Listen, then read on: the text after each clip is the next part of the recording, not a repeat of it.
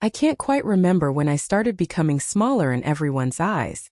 Maybe it was the day Amanda stopped letting me wash Ellie's hair, or the afternoon Jack no longer called me out to water the garden with him. Perhaps it was that evening, when I finished setting the table and the whole family sat down to eat without anyone saying, "Mom, join us." It all happened so slowly, as if I were stepping back, inch by inch, from the frame of my own life. No one pushed me away, no one said anything outright. But the space around me began to widen. And I started to understand. Not everyone notices when a person quietly disappears. I used to be a vibrant mother, a strong wife, a literature teacher who once stirred her students with a love for old lyrical words. But then my husband died after 2 years battling lung cancer.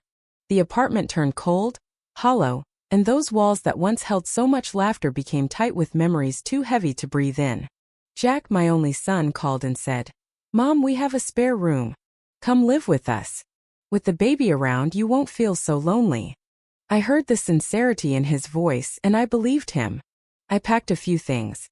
A box of yarn, 2 old journals, some photos from my younger days, and the scarf my husband bought during the last winter of his life. I didn't bring much because I thought love didn't need to be packed in a suitcase. Jack's home was in the suburbs of Charleston. Quiet, sunlit, with a small garden. Amanda, his wife, worked in finance, was polished, busy, and not much of a talker. Ellie, their 4-year-old daughter, was the one light that pierced through all the dimness inside me. I've been living with them for nearly 3 years now. I cook, do laundry, take Ellie to school, and tell her bedtime stories every night. I never interfered in their private matters. I never asked about money, never touched their bank accounts, never borrowed their phones, never criticized Amanda's parenting, though at times I wanted to suggest a few things gently. I told myself I just needed to be like the tree out on the porch. Always there. Through sun or rain. I never thought that tree would one day be seen as just another clutter. I was ironing Jack's white dress shirt in the laundry room that morning. The window was slightly open, and sunlight streamed through the thin curtain. I could hear Amanda talking on the phone in the kitchen. Her voice wasn't loud but carried. "This house has nowhere to hide." I didn't mean to listen. I never made a habit of that. But then came the sentence. Soft as breath, heavy as a stone. "I'm tired of always accommodating my mother-in-law. She lives here like she's part of the furniture." I froze. The iron paused at the collar. Steam rose, hazy and strange, like everything I'd ever believed in slowly evaporated. Furniture. I wasn't a person. I was something tidy, quiet, without a voice, without feeling, a fixture in the room. Functional only until someone decided to move me. I stood there for a long time. Didn't blink. Didn't cry. Didn't rage. I felt something cold and hollow spreading through my chest, as if I'd shed one final layer of skin. Amanda didn't know I had hurt her. Jack wasn't home. Ellie was at preschool. It was just me. And the laundry room was thick with the scent of fabric softener. That sentence slowly etched itself into every old memory. The meals I cooked after Amanda gave birth, the nights I soothed Ellie when her mother had migraines, and the late evenings I stayed up mending Jack's work shirts. I was never a perfect mother. But I had loved. And now I understood. Love, when unacknowledged, can quietly turn into silence. After that day, I never brought up what I heard. No one knew that I knew. But there's something people rarely say. When a heart cracks, it never beats the same way again. Small things, a glance, a voice, the absence of a thank you, suddenly become thorns. I began to see that distance doesn't arrive all at once. It leaks in thread by thread, the way a single pulled stitch can eventually unravel an entire scarf. First, you don't notice. But one day, it all falls apart as if it had never been whole. The first time I truly felt it was Ellie's birthday party. I baked the cake, decorated the living room, and tied every little candy into neat bags for the children. But when the guests arrived, I was asked to sit at a small table outside, next to the trash bins and plastic chairs. Amanda said, "It's more open here, Mom. Gives the kids room to run around." Her mother sat inside at the main table beside Jack, pouring wine and telling stories about her cruise in Florida. I brought juice out for the kids. One little girl looked at me and asked, "Are you the maid?" The question wasn't cruel. But it wasn't forgettable either. I smiled and nodded slightly. What else could I have done? Another time, I was making dinner when Amanda came in, her mouth tight. "Mom, if you're going to cook, could you do it at lunch instead? Evenings are hectic and I need things tidy." I cleaned up without a word. Jack didn't say anything either. He just stared at his phone, sometimes giving me a light pat, like someone pats a loyal dog. I knew he didn't mean harm. He just didn't see me. I began to feel like a shadow in the house. Even my footsteps softened, as if I'd learned to move without making sound. One Sunday afternoon, I was drying the last dish when I heard Amanda's mother speaking in the living room. "It's hard to have friends over when there's an old lady always around. It's inconvenient." Amanda didn't object. She just shrugged. I stood there in the hallway, hands still wet. Water dripped onto the floor, each drop echoing like it came from a cracked basin. That night, Ellie fell asleep early. I sat beside her, stroking her hair, wondering, how will she remember her grandmother when she grows up? I had hoped to leave her with a gentle image, the way my mother had left me. But now I wasn't so sure. Amanda emailed family schedule updates in our group chat. "Don't cook on Monday, I'll be out of town. We have guests on Thursday. Could you stay out of the living room?" Each time I typed okay, but I never added an emoji. I was afraid even a smiley face from me would seem misplaced. Once, I knitted a dress for Ellie, which was 2 weeks of quiet work, with every stitch holding a little piece of hope. Amanda glanced at it and said, "It's not her style. She likes Elsa stuff." I folded the dress and placed it in a drawer. That night, I took it out and tried it on a pillow. It didn't fit. The pillow was far too small. But at least it didn't tell me I was out of touch. I picked a piece of braised fish for Jack during one of the rare dinners we shared at the table. He gently pushed my hand aside. "No thanks, Mom. I'm cutting down on protein." I looked around the table. 3 people each eating rhythmically. I was the 4th, and I wasn't sure why I was even there. Ellie told stories from school, but her eyes never turned toward me. I tried to smile but knew I was no longer part of their circle.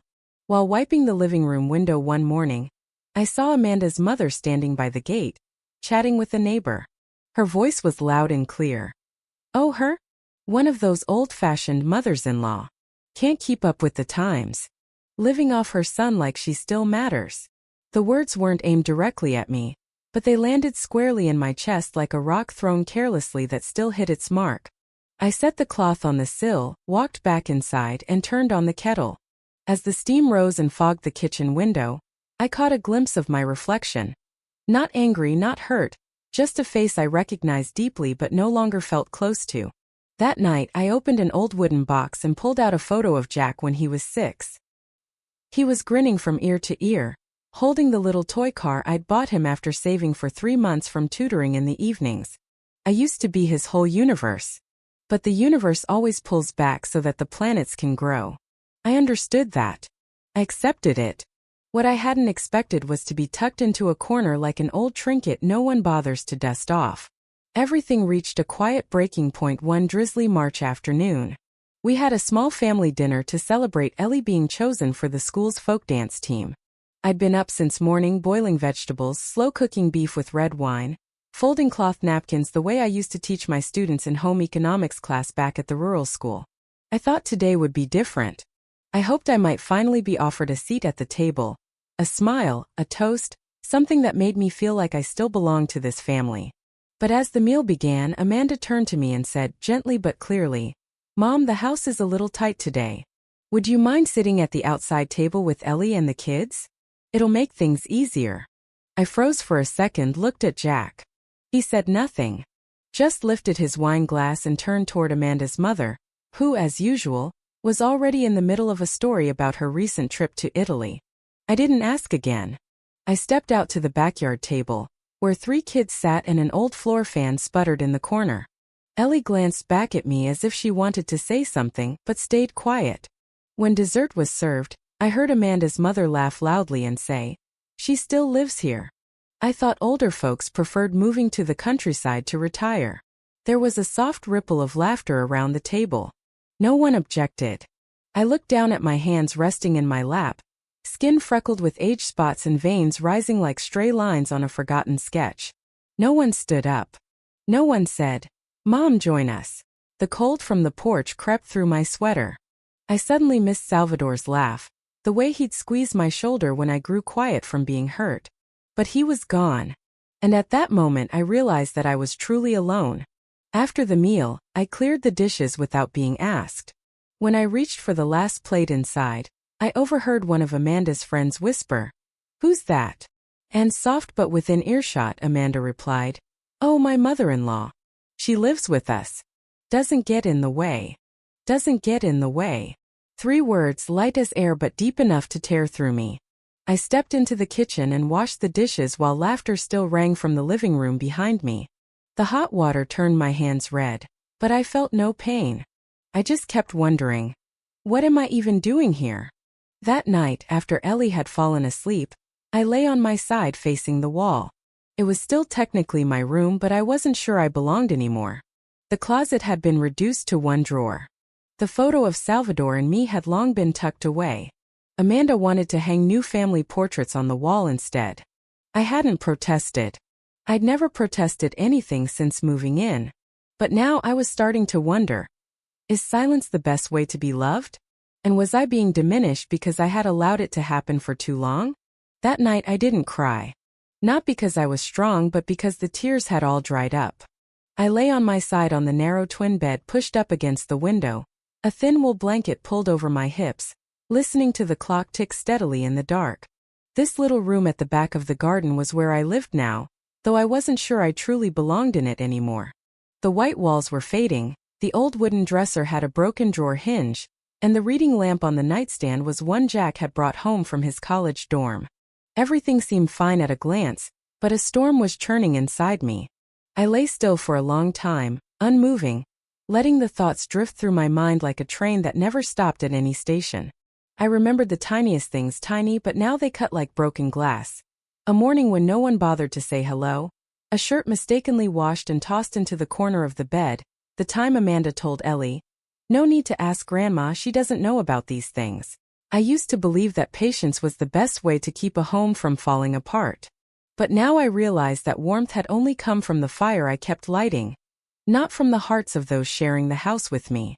I sat up and opened the small drawer beside the bed, pulling out the brown leather notebook I'd been writing in since Salvador passed. The first pages were filled with poems, memories, and lists of Ellie's favorite foods. But from the middle onward it was all blank. I held the pen, took a deep breath, and wrote a line. "I used to be a person, not a shadow."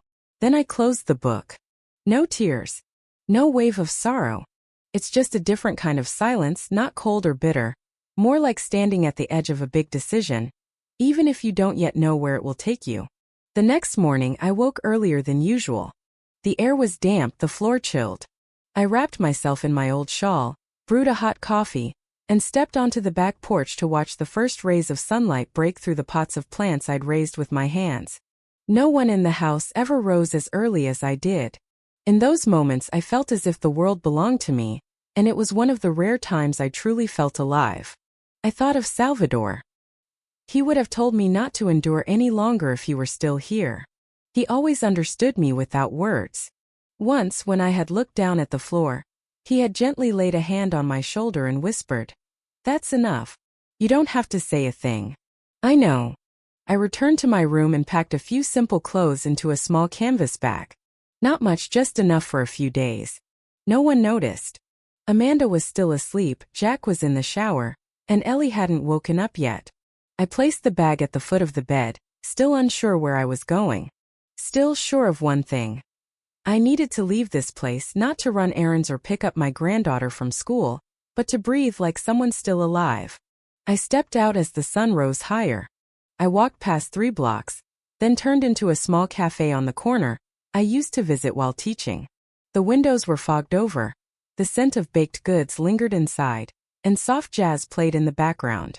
The owner, a woman named Clara, still recognized me after all these years. "Ms. Ellen, how long has it been?" She smiled, handing me a warm cappuccino. I took a seat near the window and watched people pass by. I wasn't a mother-in-law, grandmother, or woman living on a retirement check at that moment. I was myself with a full name I had almost forgotten, Ellen Whitaker, 68 years old, a former literature teacher for over 30 years, someone who once sang old folk songs in the kitchen while simmering stew. I took a slow sip of coffee and felt something begin to return. That afternoon I didn't go home. I called an old friend, Lucille, who used to live in Oregon but had since retired and was now house-sitting for a family in a quiet seaside town. Lucille invited me to stay for a few days. I said yes. No explanation. No asking for permission. I told Jack, I'm going away for a few days. Don't worry. Then I turned off my phone. For the first time in many years, I felt like my heart wasn't an overstuffed cabinet anymore, but an open field, light, wide, and free. There was no one waiting at the end of the road. No one is calling me back. But there was also no one stopping me from going forward. I came back 2 days later from Lucille's place. No missed calls. No messages asking where I was. No surprise. Sometimes the absence of someone is only noticed when you look at the table, not when you feel it with your heart. I stepped into the house just as Amanda was tidying up the kitchen. She glanced at me briefly and nodded lightly. You're back. I didn't respond. I went straight to my room, sat on the bed, took off my shoes and saw a note on the table. A phone bill with a handwritten line that read, "Can you cover this one?" The red underline wasn't under a large amount, but it stood out. No thank you. No please. Just a one-sided request, as if it were an obligation not up for discussion. That night I ate dinner alone. No one called me upstairs. I didn't see Ellie, didn't hear her laugh. The family was probably all upstairs watching TV or having dessert.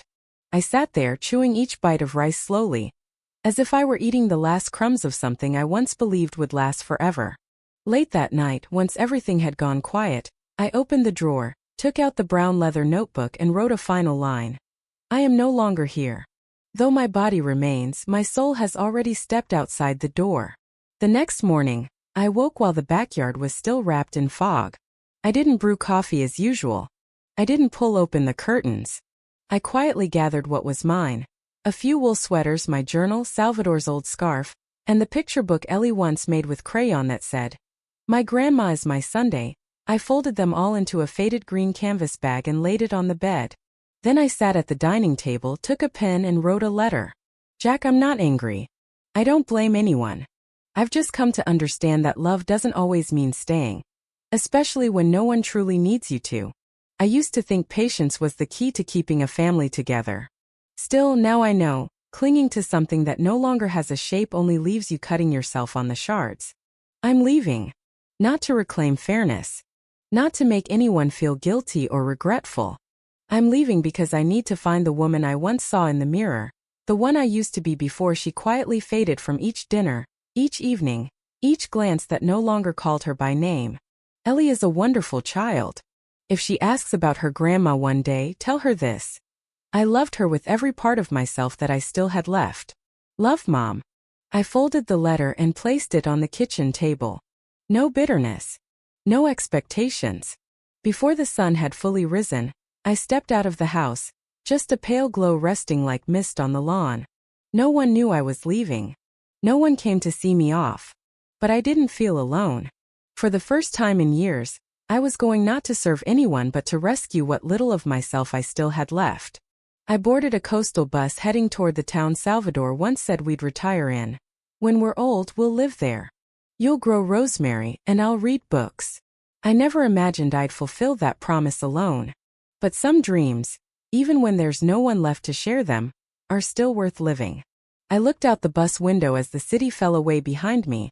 Rows of houses, familiar streets, old bakeries, all shrinking into silhouettes. I didn't look back. People who leave with their hearts intact never carry the heaviest luggage, resentment. The little house on the California coast wasn't large. Whitewashed walls, faded ivory shutters. A backyard where a few bougainvillea bushes bloomed bravely despite their dried petals under the salted sun.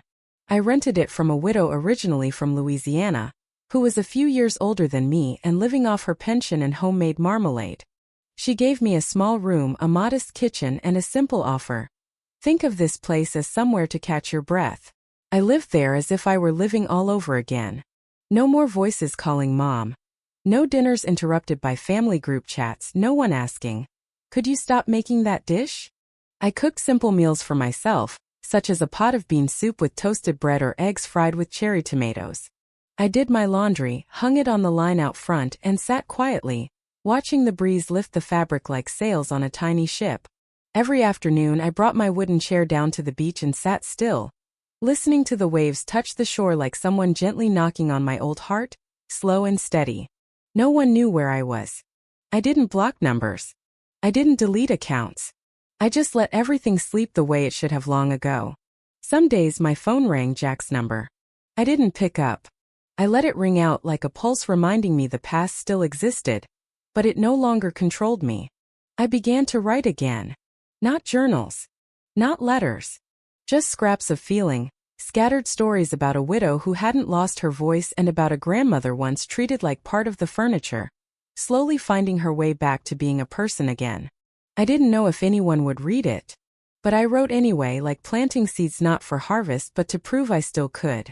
One sunny afternoon, while watering the lavender pots, I heard a car stop in front of the house. I didn't rush. I washed my hands, dried them, and opened the door. It was Ellie. She stood there, taller, her hair longer, eyes still carrying that same quiet sorrow I last saw in them. Beside her was Jack, silent. He didn't have flowers. No gifts. Just a slim envelope in his hand. "I know you don't need anything," he said slowly, "but if you're willing, we just want to know if you're okay." I looked straight into my son's eyes. For the first time in years, I saw someone who was no longer the boy I once cradled, or the busy man I once leaned on. He was learning how to apologize, not through words but by showing up. I invited them in. Ellie sat close to me, as if afraid I might disappear if she didn't hold on tight enough. I didn't ask. I didn't explain. We sat in the little kitchen, eating coconut cookies I had just baked, sharing a kind of silence. Not the heavy silence of distance, but the kind that happens when people finally rediscover a shared rhythm. When they left, Jack turned back, looked at me and said, "If you ever want to, anytime." I just nodded. No promises. No refusal. Just a soft nod. Enough to close the door on the past without locking my heart. That night I sat alone outside, hands wrapped around a cup of mint tea. Above, the moon wasn't complete, but it shone clearly. And I thought, sometimes we don't need to get everything back, just ourselves. And that's enough. Some women give their lives so others can feel warm and safe, only to become the leftover pieces in the home they helped build. They don't hold grudges. They don't scream. They retreat quietly into the kitchen, into a back room, into memories no one visits anymore. This mother's story wasn't some grand tragedy but a series of tiny cuts, layered over the years. Sometimes you don't need to be pushed down to feel pain. Just being forgotten long enough is enough to undo a person. But the most beautiful part of her story isn't that she was once overlooked. She stood up, walked away from the place that used to be her home, and went to find herself again in silence, without resentment, without demanding anything back, just simply refusing to disappear. All of us will grow old. One day we'll step into a room without looking up. There will be moments when we want to speak, but the words stay stuck in our throats. And in those moments all we'll hope for is one look, one whisper. "Mom, are you okay?" If you still have a mother, a grandmother, or an older woman, look at her a little longer. Listen to her a little more. Don't wait until the chair she used to sit in is empty before you ask yourself, was I ever really there for her?